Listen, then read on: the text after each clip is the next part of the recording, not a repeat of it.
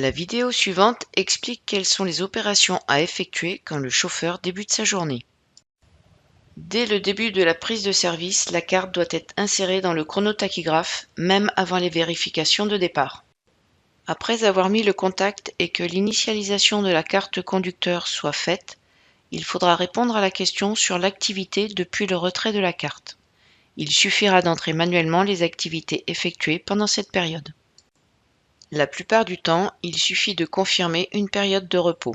L'absence de saisie manuelle pour enregistrer le repos ou toute autre activité est comptabilisée d'après le registre ERU comme une ITG, infraction très grave, pour absence de saisie manuelle alors qu'elle est requise.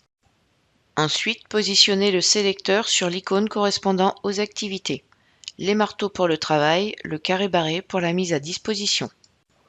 Pour signaler le début de la prise de service et éviter une sanction de 4e classe, il est nécessaire de spécifier le pays de départ, F pour France.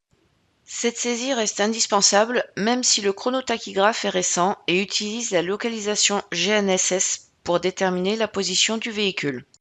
Attention, conduire sans insérer la carte même pour manœuvrer le véhicule jusqu'au quai entraînera un enregistrement comme conduite sans carte. Lorsque les forces de l'ordre seront équipées du matériel compatible pour la détection à distance, les agents seront alertés de l'arrivée d'un véhicule ayant eu une conduite sans carte dans les 10 jours.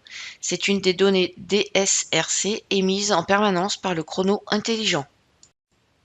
J'espère que cette vidéo vous aura aidé. Pensez à vous abonner et n'oubliez pas le pouce. Merci.